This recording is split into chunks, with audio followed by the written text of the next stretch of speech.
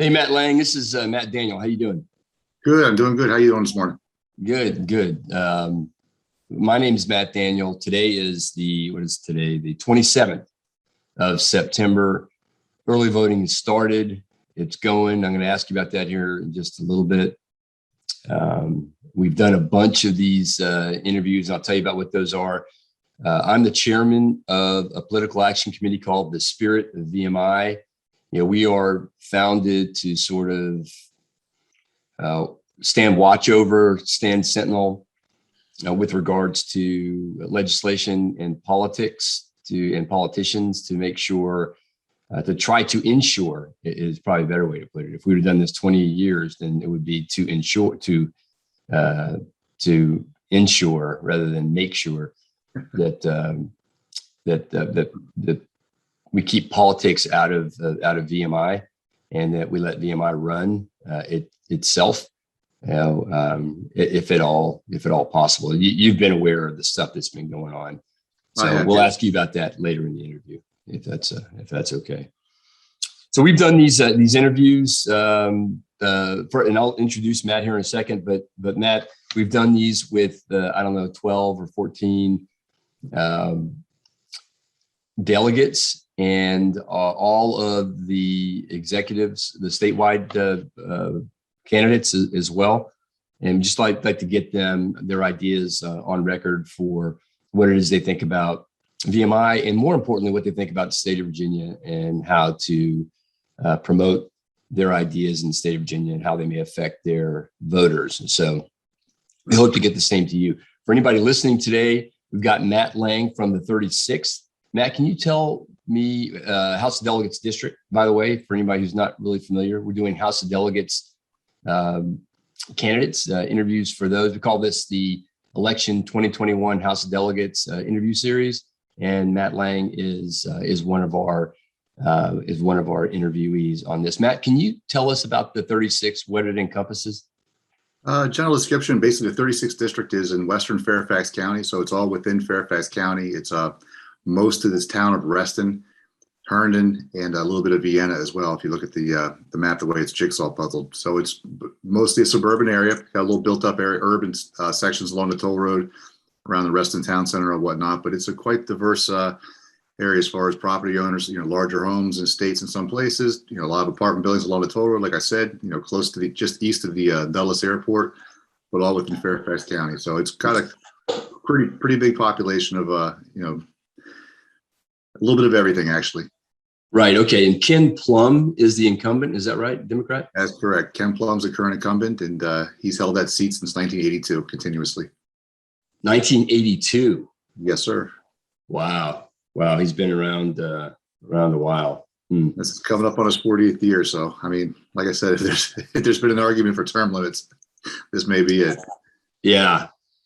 So we're going to ask you about some, basic issues, public safety, economy, right to work, education, and those sorts of things. And if the question's not on the mark of what you want to get across, you can better articulate your point of view with regards to what may be important to the citizen in your district, then please let me know and just tell me, okay, this is what's really important when it comes to public safety, which I'm going to ask you as an example, but I'm going to ask you about that first. So public safety in the 36th district, the status of that issue right now. I mean, has crime gone up? Has crime gone down? Is it an issue within schools? Is it an issue in the communities and policing and all that stuff? It's an issue everywhere, all throughout the state, and especially here, in Northern Virginia as well. It's very concerning. Fairfax County is a relatively safe county. It's not exactly what you call a high crime area. However, crime has gone up, and people have taken notice. I hear it when I knock on doors. I hear it when I make phone calls continuously that people are generally concerned. So, statistics don't lie either. I mean, violent crimes are up, theft is up, and we've had, even within Reston itself, within this past year, a few murders in places that would never had an issue before. I mean, I hear it, whether it's on a chat room or, like I said, on the doors. You see the police helicopter out and about all the time. And I talk to the police officers as well. I mean, I was recently endorsed by the Virginia Police Benevolent Association. I talk with the officers, and they're concerned as well. I mean, especially like I said, here within Fairfax County, you know, we have a significant drop in numbers when it comes to officers on the road, and it's going to take years for those numbers to be replaced. I mean, that's just officers moving on to different things, and there's also retirements. You know, so and as you know, with our backgrounds, it takes a long time to hire, train, and get somebody ready to get back out on the road again. You know, and though the numbers look like we have a large department, you have to always remember that not every one of those people who has a badge and, you know, is a police officer actually works on a shift, works on the road, responding to crimes. You know, a lot of these guys work in the admin bureaus, they work in different sections within the agency. So, you know, numbers are down, and it is a concern. So is there a significant difference in your attitude about policing and sourcing of the police? A significant difference between you and Ken Plum when it comes to working with police and for police and helping police? So I haven't talked to him directly on that topic. However, I do know the fact that I support the police officers. Like I said, I've gotten the endorsement.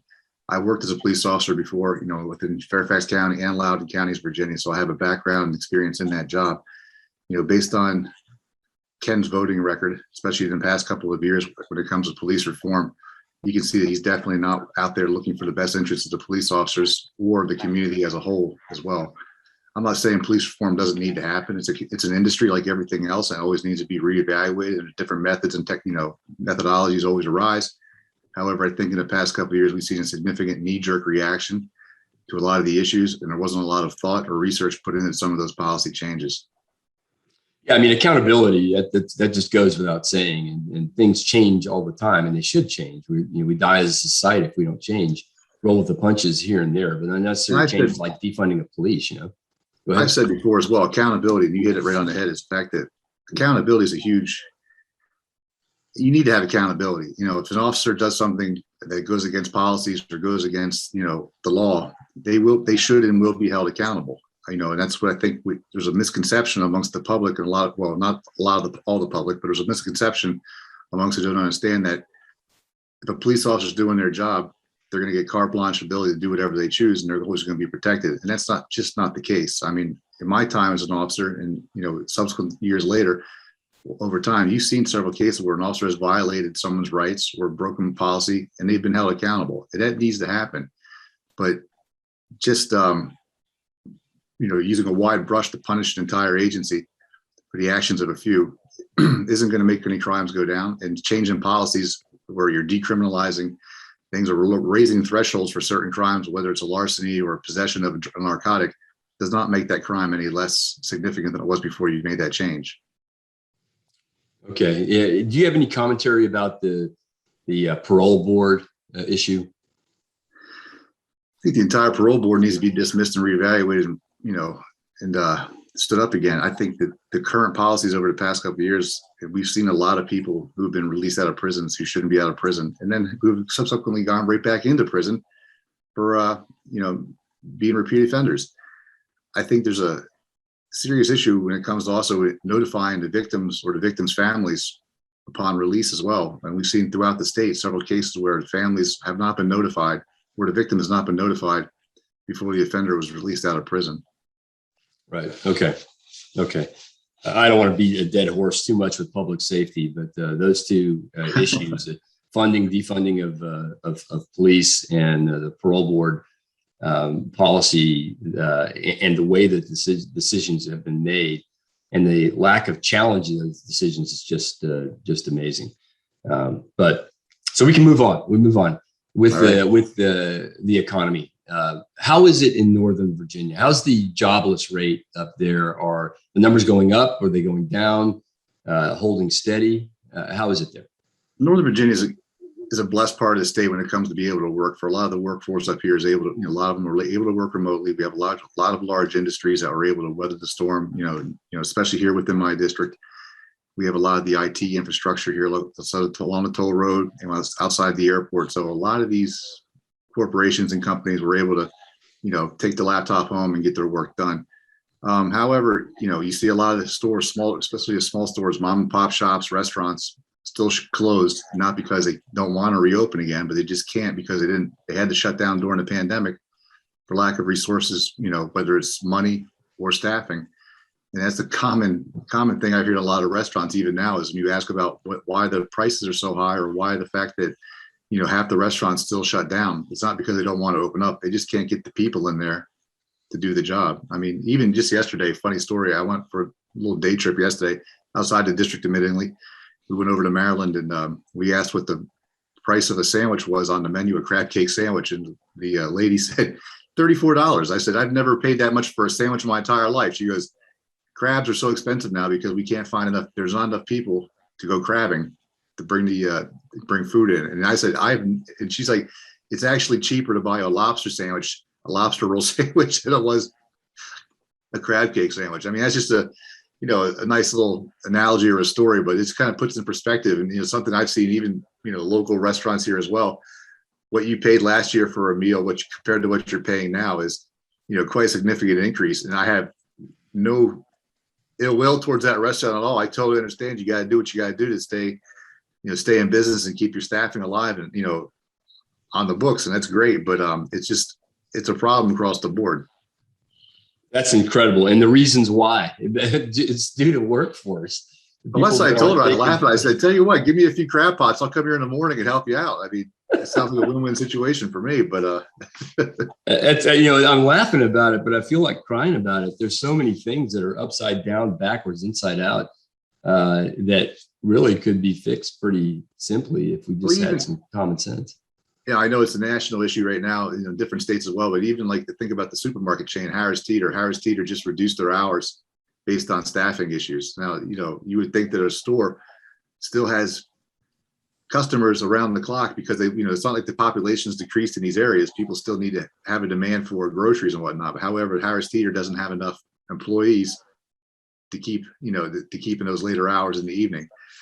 And, I find that to be all, telltale signs and, indications of the economy. Yeah, while it looks good, it's rebounding. Still isn't where it was or where it could be. Yeah. Hopefully, they're talking about inflation by the holiday times being up as high as 10 to 12%.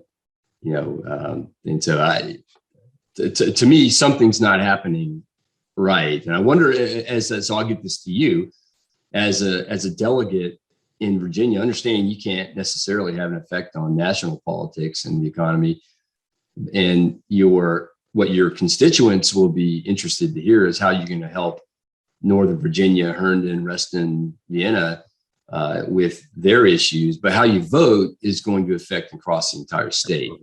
And what legislation that you introduce will have the same. Do you have any ideas, or have you talked with other legislators or with legislators regarding this? How does Matt Lang, a single delegate, handle this or have an effect? When it comes to businesses, I think the best thing we can do, especially for small business or young entrepreneurs or anyone's trying to, strike out on their own, is just get out of their way.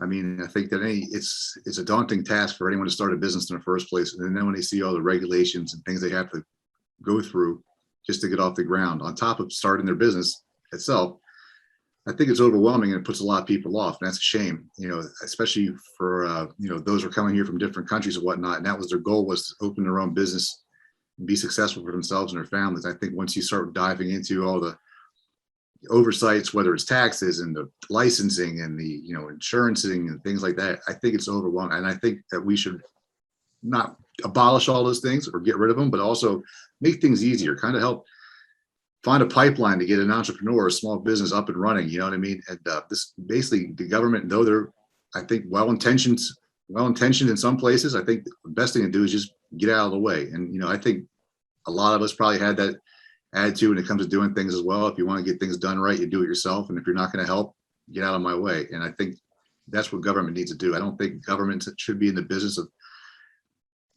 making money or trying to, interfere with business. I think they should let the business determine their own course and be successful. Are you finding that the businesses up in your district are being affected by lockdowns? Lockdowns? Absolutely. I mean, stopping in the shops, whether, like I said, either talking to someone at the resident who has as a small business owner, or just popping into one of the shopping areas or commercial areas right here and talking with people.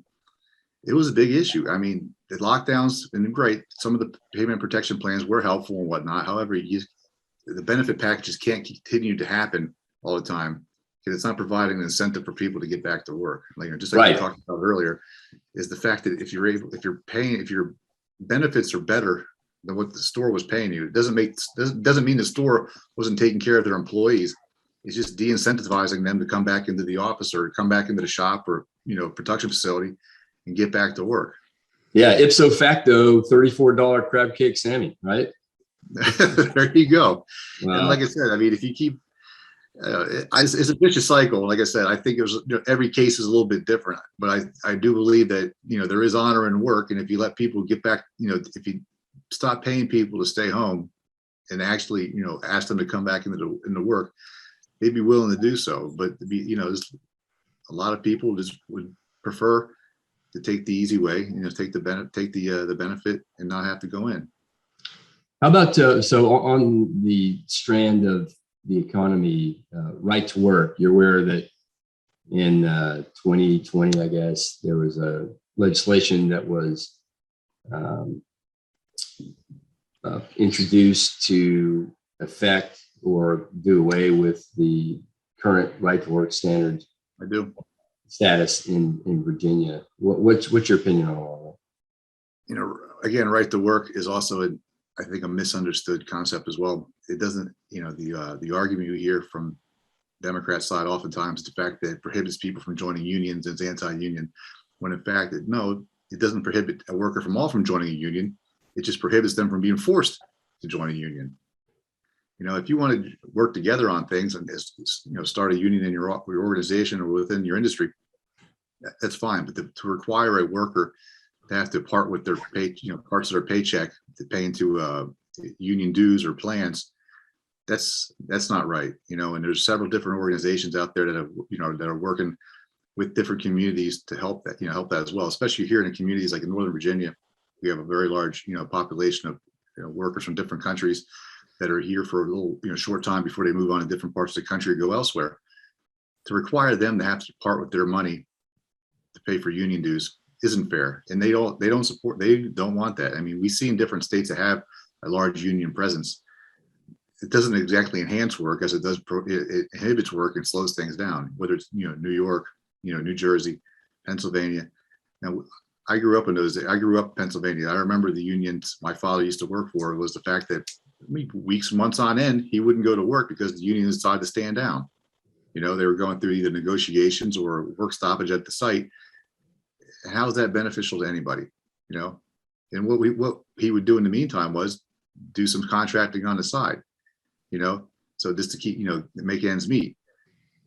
I don't believe that the union should have that much control. I mean, it's not like it was back in the 1850s where we're prohibiting people from working down in mines for 15, 16 hours a day. Right. Okay. Education has been a firebrand issue across the nation, and for all different kinds of reasons, from the introduction of a different curriculum to the dumbing down and of I guess attendees at places like the Thomas Jefferson, probably the number one high school when it comes to tech development in the nation. How's it going up in Northern? My youngest son went to high school in Fairfax County, and at the time, the school seemed pretty strong. My understanding is the last few years, and with legislation being introduced, and with the state education board having an effect, that there are changes in place, and you see about what's going on in Loudoun County, and the parents up in arms about CRT being shoved down the throat, the 1619 project, things like that. How is it at Herndon, in Reston, and in Vienna? The same issues are there. Loudoun County's definitely captured the press and got the attention. But Fairfax County is also having the same issues as well. I follow several different groups and work with several different, parents who have children in school here within the county, and it's the same issues. The school board limiting the amount of time that you're able to talk, cutting people off, introducing different curriculums and policies within the schools that are contrary to what many of the family members are wanting. Whether they're in the majority or not, they should still be listened to and still be talked, understood. And it seems to be there's a blanket dismissal of anybody who has any counter thought to what the board is trying to work on or trying to pass. There's several different initiatives going on to recall several of the school board members, prior to the next elections coming up. One just went through court recently and was dismissed, and there's some controversy behind that one as well, but it still hasn't diminished their motivation, and they're still out there trying to get these school board members recalled and hold them accountable for the actions, especially over the past couple of years. Talking, you mentioned TJ a minute ago. I'm just going to keep going for it's okay. Yeah, please. Yeah. Like again, the way I'm getting out in front of voters is I'm not waiting for them to come to me, and I'm not just standing around the different events hoping they come up and shake my hand. I'm spending every evening, weekends, knocking on doors and chatting with people. And a lot of folks here in this part of the county have sons and daughters who went to Thomas Jefferson, and those who had graduates from there before are very happy and proud. Those who were hoping to get their children into those schools are now concerned for the fact that it's not like it was before, where you were introduced or you were accepted to the school based on your abilities as a meritocracy. Now it's based on almost a lottery system. And for a lot of these families, especially those who came here from different countries, they came to Fairfax. They chose Fairfax County for the reason you just said. They heard the schools were great, and this is where they wanted to create and build their families and put their children in the schools. However, that dream or that goal has been taken from them. So they're concerned about, how am I supposed to educate my children to become successful? I mean, a lot of these families have long-term goals where we're going to go to this county, we're going to go to this place, find work, raise our family, because this is the best system we could find, school system we could find, and prepare them for success later on in life. And a lot of the families are quite upset with what's going on right now. And, and you hear it where just again this weekend, I heard at least 2 families tell me, I've taken my children out of public school and enrolled them in private institutions. And that's whether it's a religious school or, just a private schools in general. And I think that, again, that's a huge indication that the system is not working the way it was supposed to, or the fact that people are losing confidence in it. So what do you think then about school choice and the 100%? Yeah. Okay. So how would that be mechanized? How would you go about doing that I guess the idea would be that you would get to place your student, your son or daughter, in whatever school district that you think that you would like them to go to, I guess within reason. Just like you said, the money follows the child. Rather than paying, into the school system or into the county, the taxes per child, how much it costs to educate a child, it changes every year. That money should follow the actual student, and it is unfair for a family that has children in a private school to be paying tuition on top of their taxes. They're being charged twice for the same student. I believe that we had school choice, it would actually hold the public schools a little more accountable, to be a little more competitive with the private institutions as well, step up their game, because it's been failing them. Yeah. Are all the schools open? And you're in Fairfax County schools, right? So your school board is a Fairfax County school board. Is that correct? Correct. Yes, sir. Okay. So are all the schools fully open now? Is there a hybrid, scenario within class learning versus online learning? Schools are open. I have a daughter in Fairfax County public schools as well. So the schools are open, and she's in there every day doing her thing and whatnot. But there's a lot of confusion, frustration as well. Children coming down with the virus. The quarantining of those who are close to them and whatnot. Whether or not they can continue taking their classes once they're home for the quarantine period. There's a lot of back and forth, and whether it's the athletic teams having to be tested so often and we're being subject to vaccinations. There's a lot of frustration. I feel like a lot of the parents aren't getting the information or the answers in a timely manner. You know what I mean? So there's a lot of what you call it? There's not a lot of uniformity across the board when it comes to policies and procedures. This election, or is the school board on the ballot? For this election, no, it's not. It's not on the ballot this year. The only thing that's on the ballot this year are the statewide officers and the House of Delegates and the bond referendum. At least in my district right here. Right. I live out in Rockbridge County, and we had one on the ballot, and I know that changes from district to school district to school district, jurisdiction to jurisdiction, I think. But just wondering, and it would be interesting to know if Loudoun County has school board members on the ballot. I don't believe Loudoun does either, but I tell you what, whether it's Fairfax or Loudoun, the next cycle is going to be sporty. I mean, I think it's going to be pretty. It's going to be an interesting campaign. Yeah, this fall is going to be interesting. So November 4th or 3rd, when all the voting is counted, it should be an interesting landscape with all the different issues and every different domain. It's like a fleur de lis, of problems all over the sky. How about voter identification? What are your ideas about that? Do you think that it's necessary? You think it's racist? You think it's discriminatory to require voter ID? Is it important? I don't think it's racist at all or discriminatory. I think that having an ID in your pocket or in your wallet or anywhere is a pretty common thing. I mean, you need to have an ID to buy a cell phone. You need to have an ID to, board a plane and go on a trip. You need to have an ID to, check into a hotel, or just how many times a day? And the first thing they asked me, I've already voted. The first thing they asked me when I walked in was, do you have an ID? So it's not like there's a concern or a issue for asking somebody to produce an ID. And I think that in this time and age, there's no excuse not to have an ID. I travel a lot from my regular job. I travel developing countries in different parts of the world. And I haven't been anywhere where somebody, even in the most remote and rural village, hasn't had a card or like a passport style book to produce when it came to things like official documentation, identification, or, a national ID card. So to say that here in our country that we can't have the ability for everyone to be, properly identified, to be honest with you, I find it laughable. Yeah. And then, and if that's the problem, why not just create an ID for everybody? If you don't have a driver's license, let's create the state ID for you. Which would cost more than what we should need to do. I wouldn't, I imagine that I might get pushback on that, but it's not that big of a deal. I went in to vote the other day, and the first thing the lady asked me was for my ID, and I smiled at her and I said, "I've got an ID, but how low will you go? What will you take?" So we had a little give and take about that, and she goes, "Well, you have a driver's license," and I said, "Well, yeah, maybe." She goes, "Do you have?" Do you have a voter ID card? I go, well, maybe.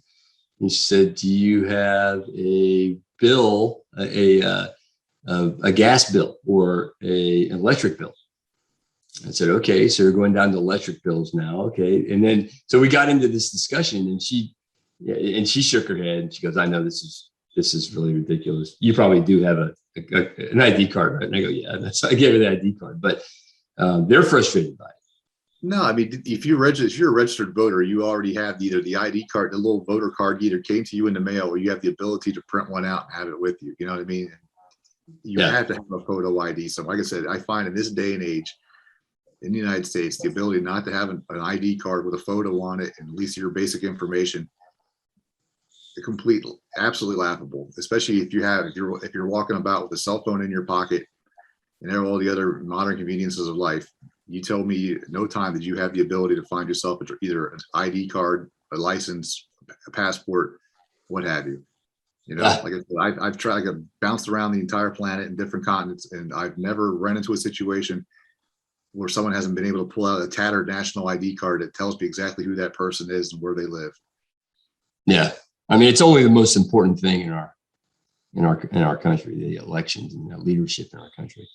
And that's the thing as well. How many times are you asked to produce your ID for something that's, just day-to-day things are trivial, but yet for something as serious as being able to elect your representatives or your leaders, you don't have to produce something that actually says that that I'm Matt Lang.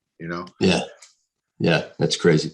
Veterans, you guys are up in Northern Virginia, where I mean, I lived up there, and I'm a veteran, and I know that everywhere that I looked, just about every house in Fairfax County where I lived, or every other house, there was a veteran living there. So I'm sure you're experiencing the same thing up in Fairfax County, in the northern part of Fairfax County. Is there a way to capture that crowd, keep that crowd, take care of that crowd? Is there an issue? How do we keep them there? How do we reward them for being there? No, there's actually a significant veteran population. Again, I'm speaking for my district here in 36, but I've worked with a different organization, American Veterans Votes, who was able to help get out the information about veterans that live in this area. And it's a large group, and again, like any other section of society, it's also very diverse, whether it's the backgrounds or their political leanings as well. So you can't paint with one color that the fact that all veterans vote one way or another. So I don't expect to have blanket support from the veteran community, and that's fine. That's just like anything else. We all march to the beat of our own drum, and that's great. But being veterans, I think a lot of veterans also realize that they also want to have certain things, or they believe that they have not rights, but the same ability to have benefits and for your service. I look at the fact that if we have veterans in this area who decide to stay in Virginia like I did. I'm not from Virginia originally, but when I got discharged off back to duty out of the Marine Corps, I chose to stay in Virginia for the fact that it had more opportunities than where I grew up in Pennsylvania. At the time, being a young 22-year-old infantryman, I didn't have a lot of day-to-day job skills, but I made my way forward and did all right. However, I think what we need to do is help transitioning veterans, especially staying in this area, to help them to get into a pipeline better when it comes to things like whether it's education or technical skills, jobs, marketable job skills. Now, I know the military is, and I hope things have changed over time. They've always said these programs are available, but I don't think, I say we, I'm using myself that title now as an older veteran. I don't think we did a good job marketing or reaching out to those guys as they transitioned and EAS off of active duty to get them into those pipelines. There's a stack of pamphlets over there, and you should stop by this class in your last couple of months of your assignment and figure out what you're going to do the rest of your life. But I look back at myself at that age, and I was like, I just want to get out of here at the end of the day and do my own thing, or just go home. I think there's a little more mentorship, or a little more of an involvement in the transition. We can help a lot of veterans kind of navigate that difficult time from active service into the civilian community. I mean, I'll be honest with you, it was frustrating for me. This was back in the late 90s, and I've seen a lot of guys subsequently coming off of multiple deployments over the past 20 years as well. It's a huge adjustment where one day you're in a family, you're in a fraternity, and the next day, hey, all the best to you. You know what I mean? And it's like, it's kind of like having your door closed behind you and you're outside in the cold, you don't know where to go. And I think that we need to do a better job, not just in Virginia, but everywhere, helping veterans transition back into civilian life, help them develop marketable skills. And I think Virginia especially is blessed in that fact where we have such a large military presence, whether it's here in Northern Virginia with all the stuff outside the Capitol, Quantico, and then down in the Tidewater area with the naval facilities and the Army as well, Air Force. We have a huge pool of people that we can develop for future workforces and to keep them here in the state. And in this kind of rolling forward and moving on is, for those who stayed in for their entire 20 odd years, whether it's active duty or reserves, and are pension eligible and are retired now, finally, I think Virginia needs to do a better job when it comes to retaining those retirees in Virginia and keeping them here, because one, they've done the time, whether it's, like I said, active duty or reserve, and they're experienced, whether now they, in life and in their profession. And just, have them have to move out of state because they're afraid their pension is going to be taxed at such a rate where it's not going to be even worth the time they put into the military in the first place is a big issue. I mean, Virginia is only one of 3 states plus Washington, D.C. that actually taxes your military pension. You know what I mean? Other states actually, what other state, there's 9 states without an income tax, state income tax on income period. And there's 22 other states that don't tax your military income. I find it incredible that Virginia, with its huge military population, like I said, half the Atlantic Fleet is based here in the state, that if you retire, your military pension is going to be taxed as well. That's one of the things Youngkin wants to change, I think, is to, I forget exactly the plan that he has, but the first 40% of your military retirement income would not be taxed.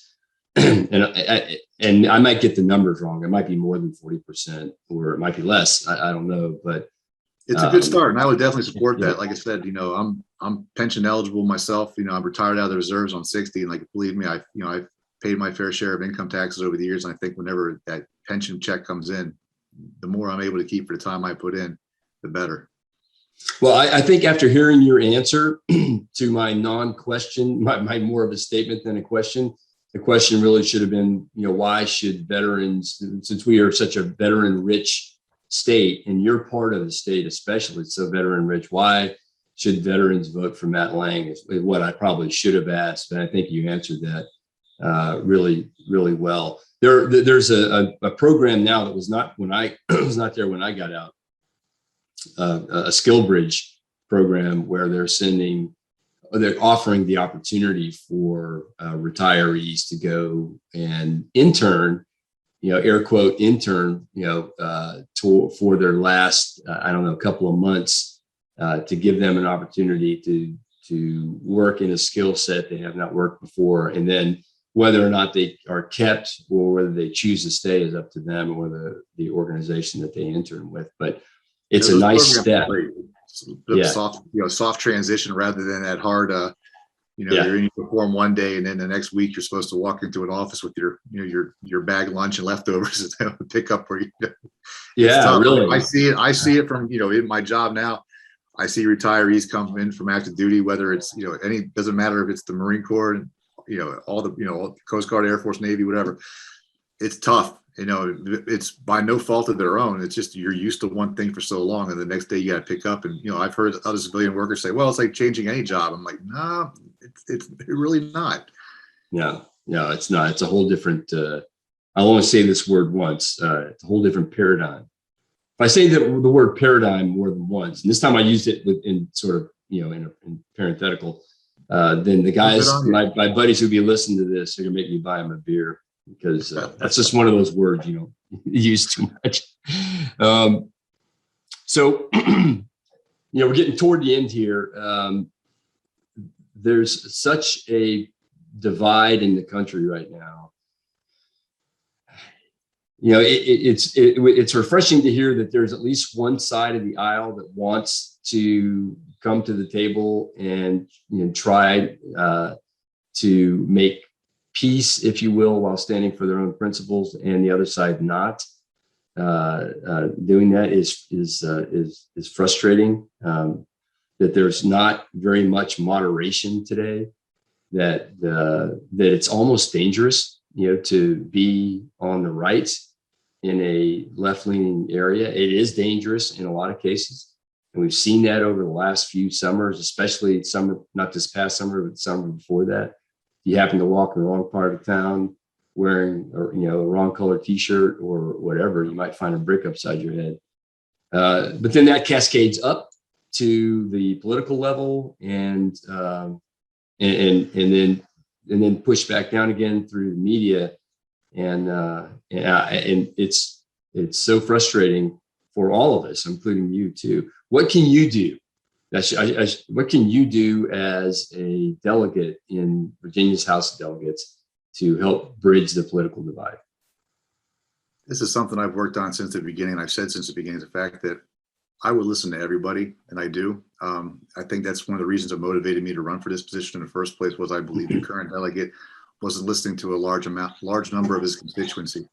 Now, obviously, you're elected into that position by the majority of people who really have the same beliefs you do. However, there's also a significant population of folks that had whole different beliefs, and they should still have that time, that ability to be spoken with and understood.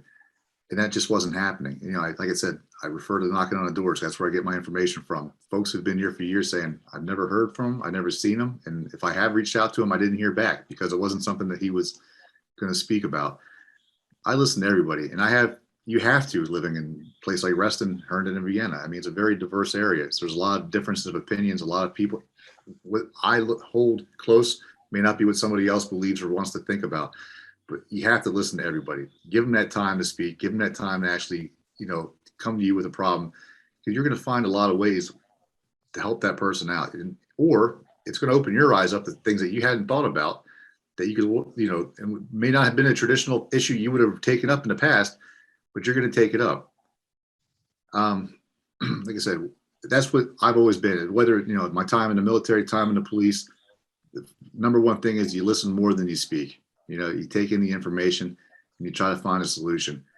And, I do believe there's this huge divide right now, whether it's the left or the right, Republicans and Democrats, however you want to label them, than there ever has been in history before. And I see it every day. I got my car with a couple of door magnets on it. I drive down the street, minding my own business with my kids and my kid and my wife in the car, and somebody will give me the finger. You never met me. You don't even know, but you've already come to this conclusion that obviously my name on the door has bothered you to the point where you're going to flip me off with my family in the car. That would never occur to me to do. You know what I mean? Like, living here in Virginia, this has been, a very democratic or, left leaning area for a long time. It would never occur to me to take someone's yard sign out of their yard or throw it down the ditch. I found my signs taken out of yards or out of, places I placed them and just thrown down with the wire still intact, which means it's not the maintenance person coming out to take the sign out of the way because the grass needs to be cut. This is someone obviously was offended and bothered by my name so much, they decided to put their hands on their property that wasn't theirs and, throw it away or do damage to it. And I think there's a tolerance issue there as well, or whether it's me standing at the farmer's market with a table passing on information. If you want to take the information, go for it. If you don't want to take it, keep on walking. But there's no need to throw comments at people. I don't walk by other tables making gestures and comments and, insulting people. And I think there is a civility factor that needs to be addressed. And like you said before, I think we have a better history of reaching out and trying to work together with people. Whereas now I feel there's such an animosity and frustration in politics that it's just better to act out rather than think about things, Yeah. You used the word before, tolerance, and that's funny that the people are not tolerant of what they think is lack of tolerance and or disagreement, which would maybe originally be conceived of as a lack of tolerance. The tolerant side has now taken a turn toward intolerance. It's just amazing, and it's like I said earlier, it's backwards, inside out, and upside down. An interesting thing is, like, when I'm out introducing myself and I have my cards with me, I call palm cards, like 5x9 cards. I'll stop and give it to the person, and they'll look at it for a second, flip it back and forth, read some information, and go, "It doesn't have your party affiliation on here." And I always let them know. I always tell them, I am the Republican candidate. However, I chose not to put my party affiliation on there for the fact that I wanted you to talk to me before you came to a conclusion that you didn't want to have this conversation. I think that's the problem, is the fact that there's so many people that once they see an R or a D after your name or on your card, that's all they want to hear. And I think that if you're going to put yourself into that column, that's the only way you're going to vote based on a party affiliation, then you're not doing your homework. You're not doing your job as a voter either, to actually research the issues or research the person. Because time has told us time and time again, doesn't matter what party you are, there are crooks and criminals in both of them. You know what I mean? Yeah. So you need to invest your time wisely. I mean, we all have the right to vote, and that's a beautiful thing. However, you do have a responsibility as a voter to put that time in, put a little effort into that vote. Just don't go walking into the room and check the box because you see an R or a D next to it. Like I said, yeah, it's lazy. It's lazy, and you're going to run into it up there. I'm sure you're already aware of that. You're running into it at the doorsteps, at the thresholds, when you knock on the doors and people walking by your tables. I'm sure, but it's penetrating the independent minds. It's probably the target, and I'm sure that you're targeting those independents. And you're probably getting some sort of feedback of who's already, or maybe I'm not sure if the caucus is doing this yet, but getting feedback of who's already voting, has gone to vote already. So people you don't have to engage with versus people you need to put some more We accent tell on? people, yeah, we have our technology. I knock on doors. If I see a house, I just want to walk up to, or I see people on the street, I engage with everybody. But yes, there is a technology out there, the apps and whatnot, to tell you these are independent homes, or soft Dem, hard, soft Republicans, whatever, however you skew it. And those are the people that you want to try to engage with the most. I mean, they do, but there's been a lot of great feedback, a lot of interaction, people coming out. I volunteered at the voting station several times just to be up there with the people in the afternoon, just engage with the voters as they come in. A lot of excitement, a lot of people who've voted Democrat for years have come out and said, I voted for you, or I voted for Youngkin because I feel that this reflects my beliefs and values now. You know what I mean? Or they're a one party voter. They call it one issue voter based on something, the schools, or whether there's safety. I mean, everybody has something they hold close. And this is an exciting year in Virginia. And I think for me, this is the first time I run for a position like this. I'm very excited to be part of this. You know what I mean? I think, in the past elections in Virginia have kind of been like ho-hum. There hasn't been a lot of momentum, but you can see it. I mean, there's definitely, a lot of energy this year. Yeah, I think that there should be some activity, some change in what ends up happening, in the election cycle. So that's good. So I got to get to this question before we close up here, and I'll just generalize it in saying, VMI has been under fire. We've got all kinds of data to show that none of that stuff is founded. Not that VMI doesn't have problems and shouldn't fix and work too. Like we talked about changing stuff. VMI is not unlike any place else that needs to grow and change and get better with time, but unfounded and unfair accusations that would paint the entire alumni base to include the current cadet structure in a light of racism and discrimination is just incorrect. I mean, there are things that happen anywhere, but they're handled, and there's a process to handle them at VMI, like anywhere else. I mean, it'd be akin to painting any other institution with a broad brush, but VMI's taken a pretty hard hit when it comes to that. So without going into all the data and all that kind of stuff, can you tell me what you think about VMI and what you think about the assault that's happened in VMI and the changes that have been forced? I think it's a shame, but I think VMI, since its founding, has been an institution that's produced some of the greatest leaders and people in this country. I mean, it's an amazing legacy, and like you said, there's always going to be things that happened in the past that could have been better. Mistakes have been made, and like I said, it's not just synonymous with VMI. It's across the board. It's not just Virginia, it's nationwide as well. And I think our institutions are learning from that. However, coming into the way VMI has been targeted, I think is unfair. Like I said, history, we learn from history, and trying to change it and rewrite it doesn't negate the issue, doesn't negate the things that happened or make it any better. It just takes away the ability for people to actually think and learn from it. You know what I mean? And I think that as an institution, VMI should stay the course. It's stay hard to its beliefs and principles. I don't think they should cave in to the demands of the state. I think that they should stick to their guns. I think the leadership of the institution needs to remain true to their oath and do the right thing instead of just bowing down to whether it's. I don't even think it's not even public. It's not even bowing down to public outcry. I think it's just bowing down to the noise of a few. The squeaky wheel gets the grease. And I think by and large, most people, if they really had the time to spend to think about what VMI has done or has gone through, they would agree. But it's like most places, the select few make the most noise and they get the most attention. And I think that's what's going on right now. Is I think by and large, you just narrow it down to Virginians. Most Virginians would say everything's, fine. You're making the improvements. You're changing with times. You're doing what everyone else has done. You're just being unfairly marked. Yeah. And And I think you're right about that. There's a reaction. There's like a pre-reaction from leadership at VMI to over accommodate those who are making accusations, and those accommodations are not going to be required, depending on the political winds that are blowing, and those winds may stop and actually start blowing the other direction.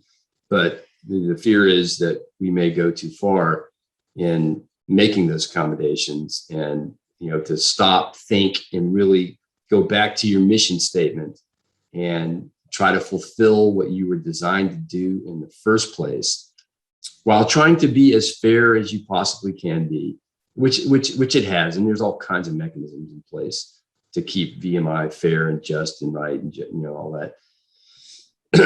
That we see a lot of that crumbling, and so we're here to stand sentinel over the firing line, the 300-meter firing line, the strategic firing line, to make sure that the snipes that are coming from the 300 to 500 to 800 yards away are not being effective and not landing on target.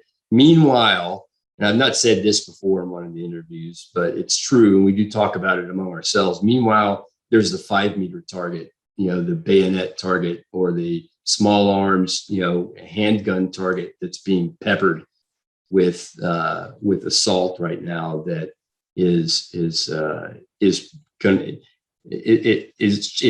changing some of the DNA of the place, and so we're trying to figure out how best to address all that stuff. But it's got to, you got to address it strategically, but there's got to be the tactical address too, which would be a different organization than ourselves. But no, I think it's great that your organization, Spirit of VMI, is around in the first place and actively engaged with the university institution to hold it to true to its principles. Otherwise, I feel that if you change is good, and we've said that before, but the fact is, if you reduce what the mission, change the mission statement, you're watering down the policies, you're watering down the institution too much, and then what's going to happen is the product, the student, upon graduation, isn't going to be held to the same standard, doesn't have the same skills and abilities as they had in the past. Yeah. All that stuff is good. So can you tell me that VMI is good? We try to get every candidate to say that for us. VMI is good? VMI is good. Okay, we appreciate it. So, hey, taking up enough of your time on this Monday morning. I know you got more doors to knock, or maybe you got some real business to do in your business life. I appreciate your time, really appreciate your time. I appreciate you connecting with me and spending time on the phone with me, a week ago. And then what we have done this morning as well, this Monday morning. We are endorsing Matt Lang for the House of Delegates District 36 candidacy, and we would ask everyone to get out to vote today. Anybody who's listening to this, get out to vote today, all the way through November 2nd. But it will make his job easier in allocating resources and where to pay attention to for if you were to vote right now and get out there and vote Matt Lang for House Delegate for the 36th district. And I really appreciate your time, Matt. And I appreciate you doing what you're doing. Thank you, man. But we need good people in office. Nope, I'm going to get there. I appreciate it. Thank you. Okay. All right. We're going to close this up now. I will stop the recording and we can chat for a second after that. Cool.